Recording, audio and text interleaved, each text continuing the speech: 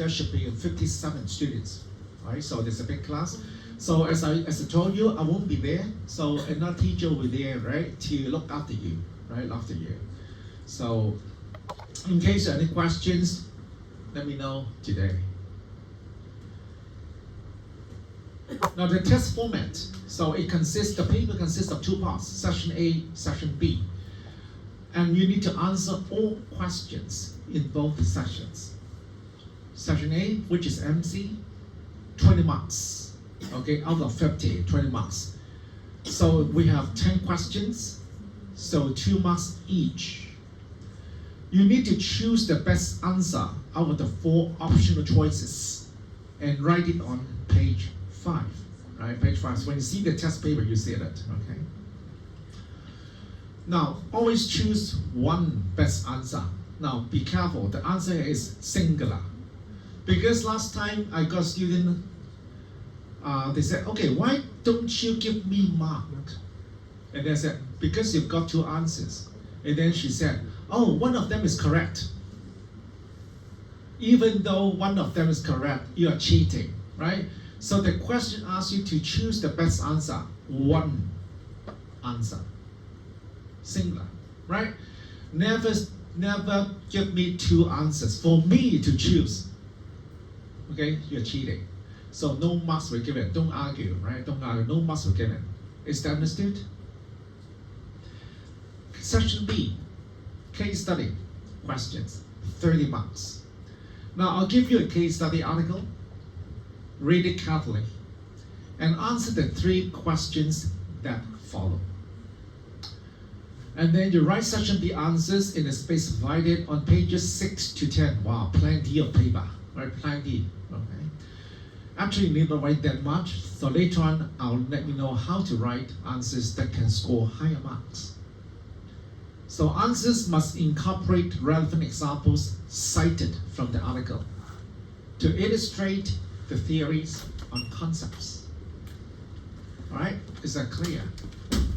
If this is clear, so I will start, okay, from chapter 1. Any questions regarding the test paper? Easy. Yeah, just 2 sections, easy. Okay. So 10 questions for MC and 1 case study with 3 questions. Okay. Now let's go straight to the chapters, the lessons covered would be from 1 to 10. From 1 to 10. Now that is the test syllabus. Now you don't need to take copy, right? Because I have uploaded onto Soul. Okay, so you can see for yourself. Now the test syllabus, before I elaborate, I have to make clear. Now these topics are highlights. For those topics are not marked here, it doesn't mean they are useless. Okay, so I just want to declare. But for these topics, these highlights, you know what I mean, right? You should know it. Don't ask me for tips. I don't give tips to students. I give you highlights, right? But do pay attention to the highlights. So these are focuses, right? So lecture 1, emergence of tourism sustainability. So look at this platform model, which is, now this is the platform, this is the model, right? Javari's platform model. As I mentioned, after World War II, when the world was chaotic, was messy, so every people sees tourism in those days, wow, it's a great idea because tourism can bring people to your country and they can contribute money, right? So in those days, do you think it is essential after World War II, right? When there's nothing, right? So everyone sees tourism is a, wow, it's a must do. Tourism must be good. Of course, later on, people find that tourism may not be always good. Sometimes they do carry negative impacts, right? So that's why from efficacy to cautionary, adaptancy, all that, up to now, transformational, right? For example, we do have mass tourism, we do have alternative tourism, but how can we maximize the two? We have the term called regenerative, as what you did, right, for your assignment. If you haven't submitted, try not to miss out the deadline tonight. Now, which according to the model, which platform did people think tourism is always good? Advocacy, excellent. Give full marks, right? So advocacy platforms. So people see tourism as a smokeless industry that creates jobs, generates foreign exchange, and has no negative impact. Is it? But in those days, people see no negative impact. Must be good because after World War II, what is it? How is it like? Everywhere is full of smoke. So that's why they see tourism as smokeless. If you don't know what smoke is, go to, no, it's not, I'm not kidding. I'm going to say go to Iran and then you see for yourself, but never go in now, right? No flights, okay? And it's dangerous. It's dangerous, okay? So I just want to imagine why people say smokeless. Because people too much, right? Sick of, right? A smoky world, right? So they want to have smokeless, right? Understood? Right? Smokeless. So that's why they all welcome tourism. Lecture 2. So we talk about tourism indicators. Now, why are indicators important? For example, why do we have a cap for Disneyland? So every day, so must not be over 10,000 people. Why did they set a cap? What does a cap mean, right? So what is the meaning of indicator? Chapter 2. Now the meaning of indicator is what? So indicators can help decision makers reduce the risk of poor choices by providing structured insight into sustainability performance. Okay? Now when you see indicators, for example, okay, we are suffering from over tourism. We have far too many tourists. What should you do? Peter, what should you do? Imagine you are tourism board. What should you do? Reduce. Huh? Reduce. What's that? What should we do? You know your destination is suffering from over tourism. Measures. Take some measures. Then, Avoid them from. exactly, right? You will read the indicators. Wow, if the indicators saying that, wow, your situation is very bad. So we should do some precautions so as to reduce the risk, right, of poor choices. If you ignore, right, the current situation, your situation will go even worse. All right, go even worse. So better do something now instead of waiting, right? So reduce the risk. That's the key. Lecture 3. We talk about alternative tourism versus mass tourism. Okay, conventional mass tourism, that means people travel in bulk, great number, usually joining tours, right? Great number. For alternative tourism, so many people may not go to the most popular sites. They may go to some remote islands. They may go to see some local communities. Okay, so we have sustainable tourism. We need to know the definitions, and we need to understand the difference between alternative tourism versus mass tourism with respect to accommodation. Now let's take a look at the first one, the definition.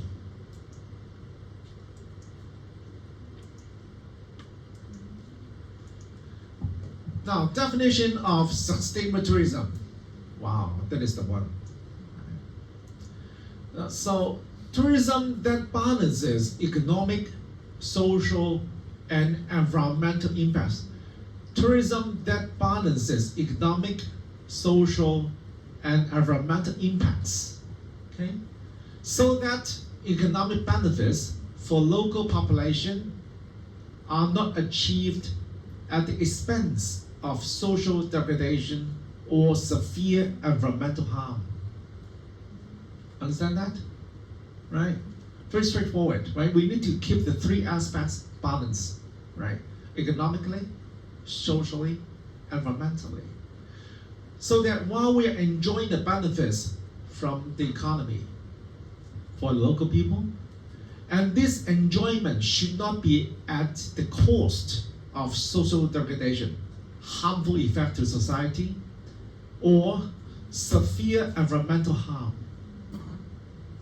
Is that understood?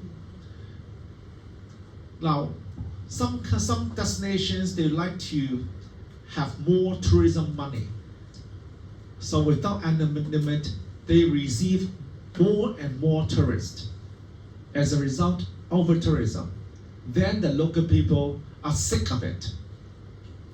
Do you think it's a good idea? Right? So the government is earning a lot of money, tourism money, but at the same time, the local people are not satisfied. Right? They hate it. This is what we call social degradation.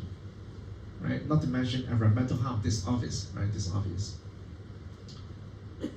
So it's in other words, so sustained tourism is not a specific type of tourism, but a state or condition that any tourism model can strive to achieve. Any tourism model, no matter mass or alternative, can strive to achieve, right? It's not a choice. We have to do it. It is a state, it's a condition. Right?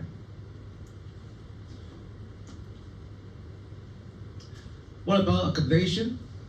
Now we do have another one.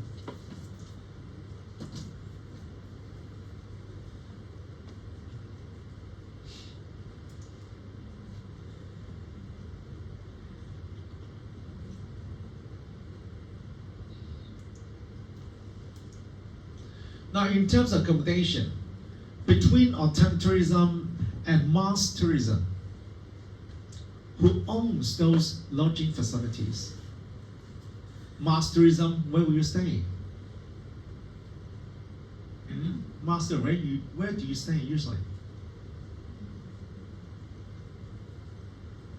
Where do you stay? Speak up. Right? Speak up. Where do you stay? Your place? Where do you stay?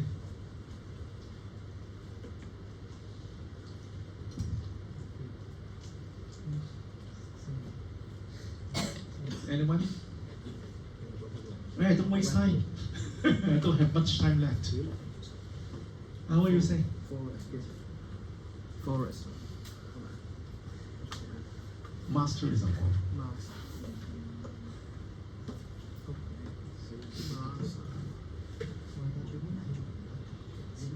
Master 大兩團去邊度住嘅？兩團住邊啊 Hotel.？Where did they stay? Where did they stay? Alternative tourism 住邊度嘅？死啦！你做功課啊？住寫啲咩出嚟啊？Are you surprising me? Right? You have finished your assignment, right? You do assignment, talk about alternative tourism, mass tourism. And Lisa, tell me the answer. Exactly, so simple. Right? So some mass tourism, they must stay at a hotel. Otherwise, where do you stay? McDonald's? Never. Right? Hotels. And obviously, most hotels are owned by whom? Local people? Chains. Right? I think Anissa is a spokesman of this class. Otherwise, you keep quiet. You can't learn. Right? Only she learns. Right? Good job, Anissa. I give you a high mark. So, who owns the hotels?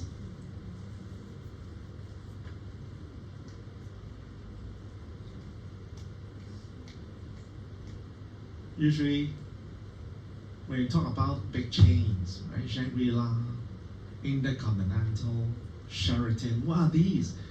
These are big brands, chains, right? International chains, okay? All of them, most of them are from America. Most of them American, right? So we talk about the term called money leakage. So money will go to America. It's not much benefiting the local people. Although some local people will be hired, they give them salary. But the bulk of the money will go back to the owner, who is American. Okay? What about alternative tourism? Where do people stay? For example, Cheung Chao. For example, Nama Island. Any hotels there? So where will you stay?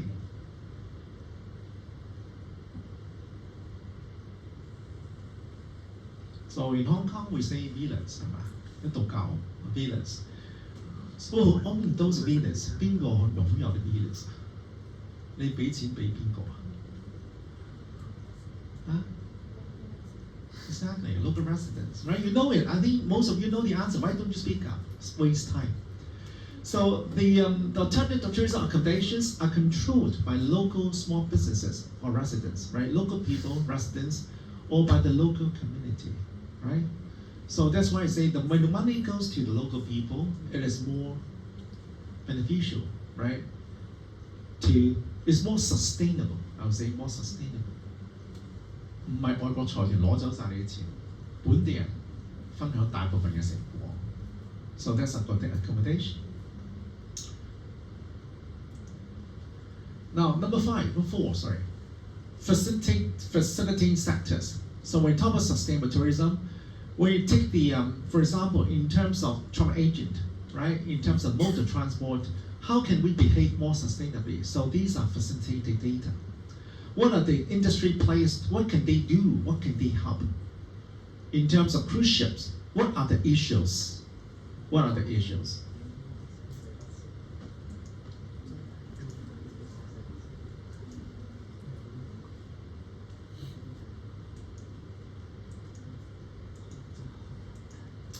Okay, facilitator.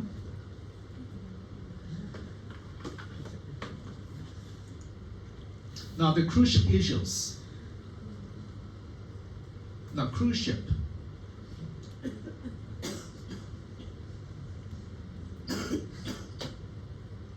While people enjoy the cruise holiday, actually the cruise ship can give away a lot of negative impacts. So what are the negative impacts?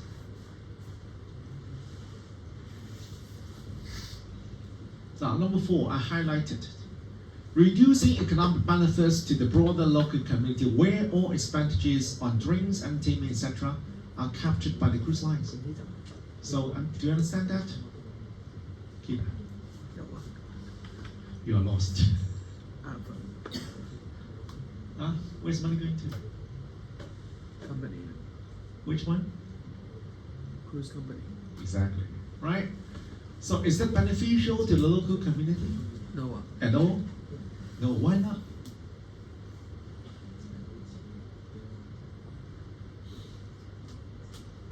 Do they have the time to shop and spend? Just 1 or 2 days. Not even 1 day. Right? For example, when the ship comes to Hong Kong in the morning, around 8 o'clock, 9 o'clock. So people have only a few hours, right, to shop, right, to travel on shore. And then before 4 o'clock, they have to go back to the ship. Right? Hong Kong is convenient, but imagine you go to big city.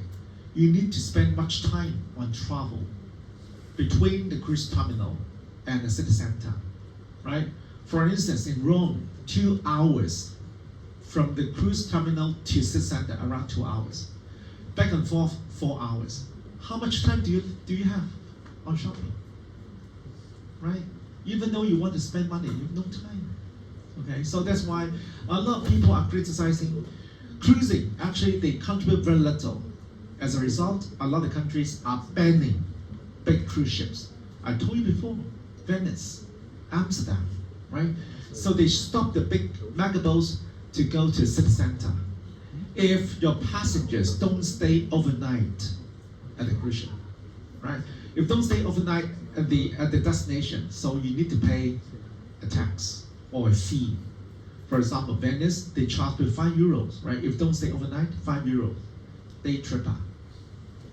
Okay, so that is the negative impact, right? Okay, reducing economic benefits.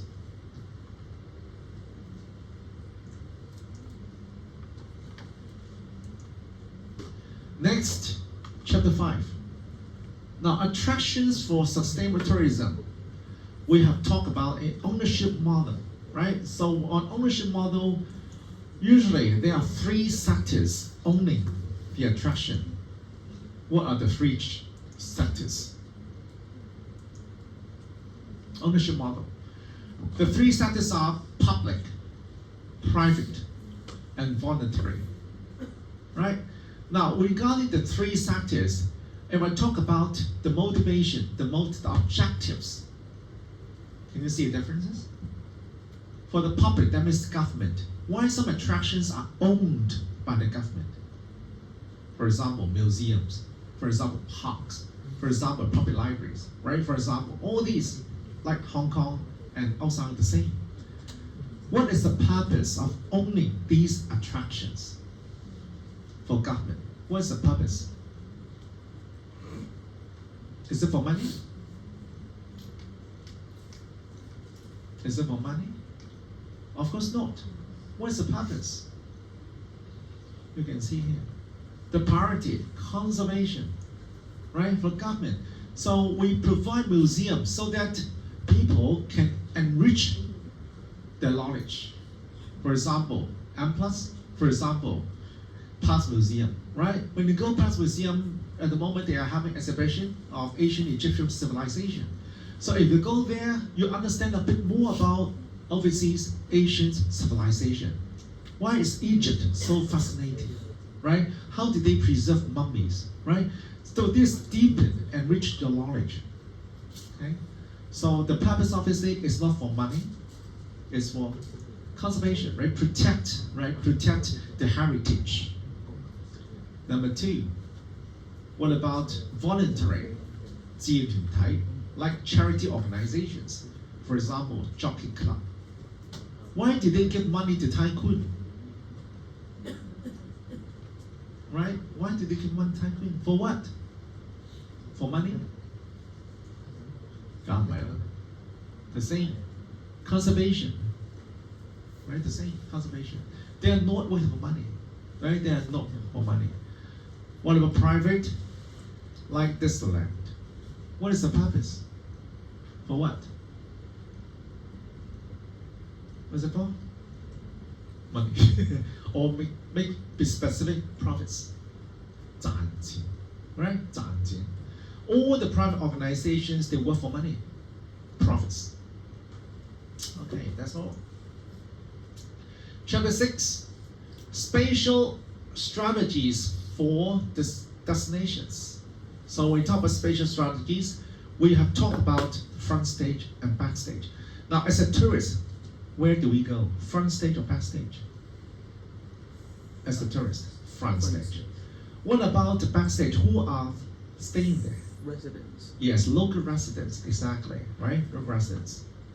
So, backstage are for local people to what?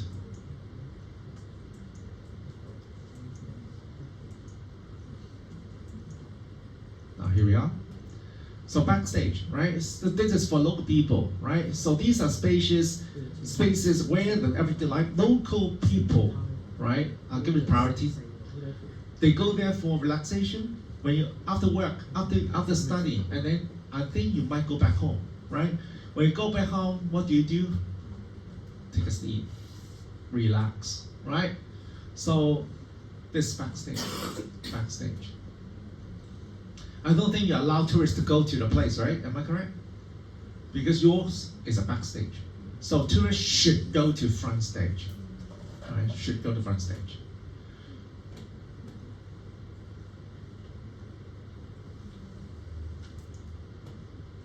Chapter 7.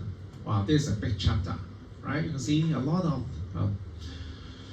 this to help you score higher marks, right? Because the case study question would be very much based on lecture 7, right? So visitor management strategies for destinations.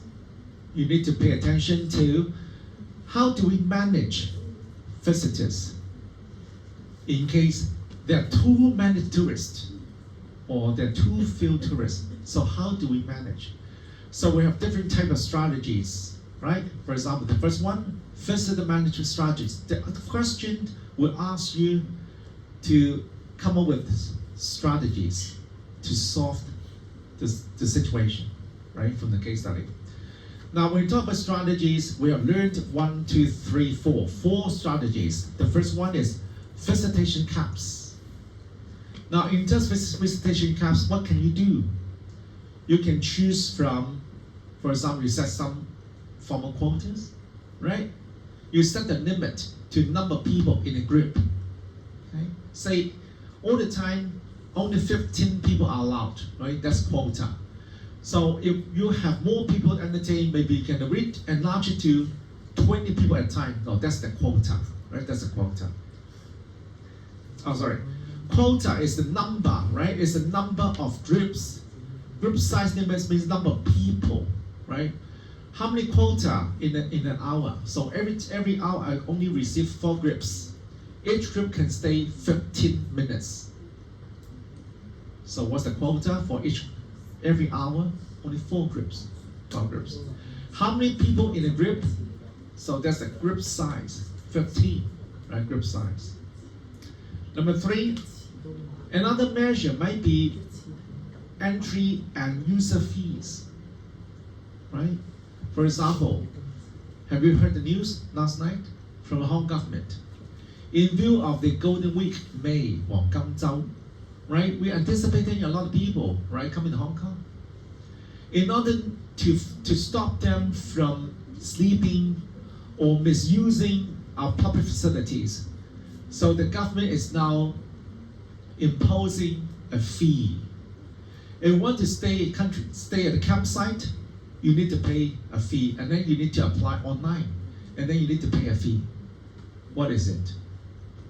Right, user fee, right, entry user fee.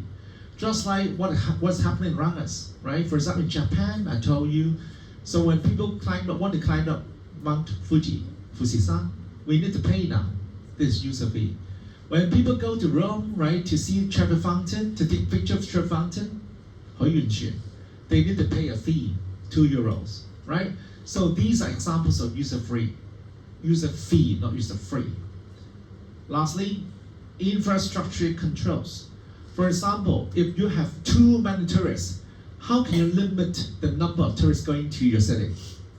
Perhaps you may restrict all the hotels have to cut down the number of beds. For example, a hotel has 100 beds. You ask them to reduce by half. You only have 50 beds. If you don't have enough beds, can you receive more guests? I don't think so, right? So this is what we call infrastructure control. 你控制你基建嗰啲情況, right? For example, the hotel, the infrastructure 基建. Okay, the second big strategy we call redistribution. Now, sometimes some cities are suffering from too many tourists, but some cities, they want more tourists. For example, Japan. I guess Tokyo and Osaka. So they have been suffering from far too many tourists. What should we do? Some secondary cities in Japan, they've opened up, right, to receive tourists. For example, they could allow us to fly to the city direct. For example, we have flights from Hong Kong to Fukuoka, right? Fukuoka is a secondary city, not the major city. Why do they open Fukuoka? Why? You know it. Redistribution of visitors, right? Instead of traveling to Tokyo or Osaka, so the tourists can now fly to Fukuoka. Okay? Now, that is a strategy. But when we disperse visitors from overcrowding, right, a city, it is called dispersal, 分散, dispersal. So you need to write down redistribution, dispersal. Or you may consider temporal consideration. Temporal means temporary, not permanent. For example, in view of the upcoming summer holiday,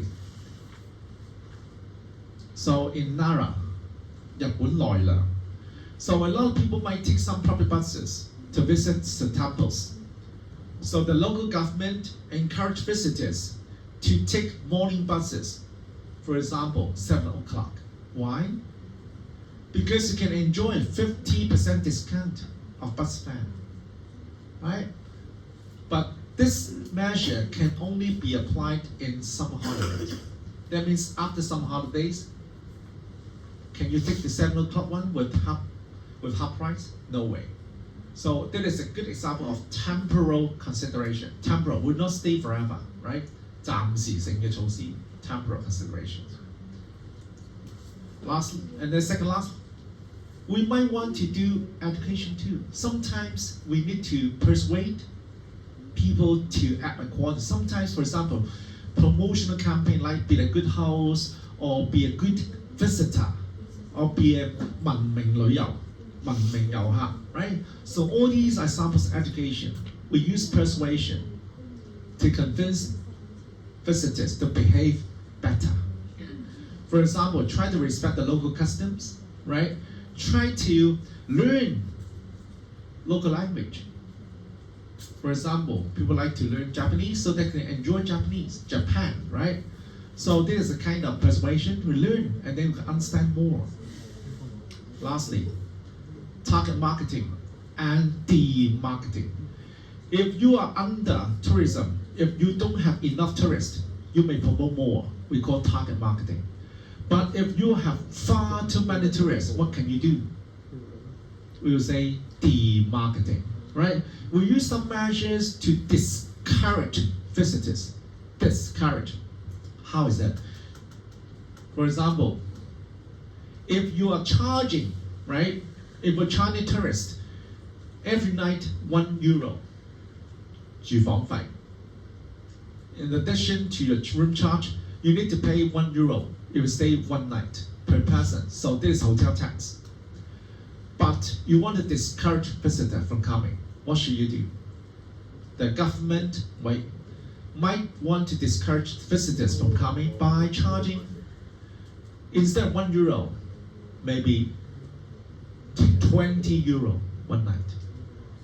From €1 to €20 one night, do you think it was reduce the number of people from visiting it? Obviously, yes. Okay? So this is called de-marketing, right? De-marketing. So you are discouraging people, right? Now, all these are strategies, right? Strategies. So later on, I'll give you a mock case study so that you can see for yourself how it is like. Now, this is another way I can help you, right? So you need to pay more attention. Okay, this one. So there's one more point you need to note. When you talk about visitor management, I'll talk about Bhutan, right? Bhutan is an example of what? How do they preserve sustainability? Interesting. They charge people with higher tax. Higher tax. So how high is it? It's the world's most expensive. The world's most expensive. Now in Bhutan, they practice sustainability philosophy. So they charge international tourists through a sustainable development fee. Sustainable development fee. This fee is US dollar 200 per day. Per day, 200 美金, 200美金. 最近佢而家 reduce 咗100美金, but still the world's most expensive. Don't forget, this is not your room rate. This is a tax, a fee, right? 100 US per person per day. If you stay in Bhutan for 5 days, so how much do you pay? 邊個心最叻啊？Peter。心最最差。啊？So 200 per day, 5 days. That means how much? About it. Is it a lot? It is just tourism tax. It is not accommodation fee, right? So why do they charge that high? Right? Because they say they want to keep a balance with cultural and environmental protection, so that they can stop more people from going in. They stop more people from going in, right? So with cultural and environmental protection, so the focus is to preserve the culture, preserve the environment. Do you agree? Yeah, that's what they say. Anyways, that's what they say, right? Now, in terms of the measures, if we say that is it de-marketing? You may say so. Yeah, there's another angle of saying this, right? So demarketing. They are not encouraging, actually they're discouraging, right? Discouraging. So they just choose the wealthiest visitors. They choose the wealthiest, the richest tourists to go to Bhutan. So that's why they put a cap, right? They put, wow, most expensive tourism tax.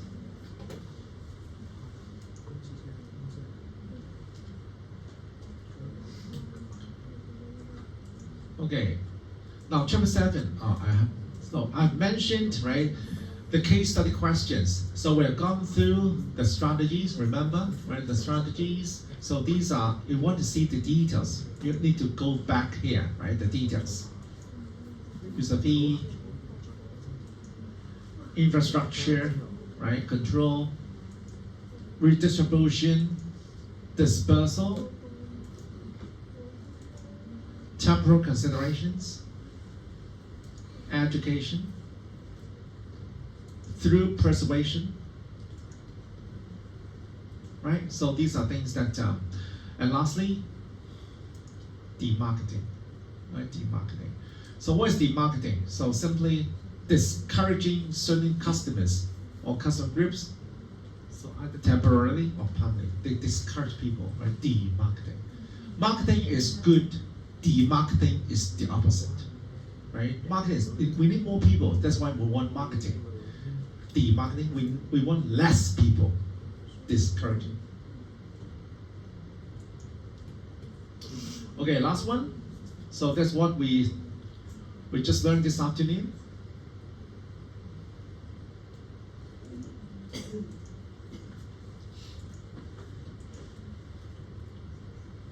Now, what are the 3 core criteria of an ecotourism experience? So this is the 3. Nature-based, there must be nature-based attraction. There must be education. There must be educational motivations involved. For example, you joined an eco tour, right? It's conducted by a tour guide. So the tour guide will talk about a lot of informative and education on ecotourism. You learn something from it. Number 3, environmental and social cultural sustainability. So these are the 3 criteria of an ecotourism experience. Because when the 3 circles merge together, so this thing will combine all 3 pillars, right? Ecotourism, right? Ecotourism.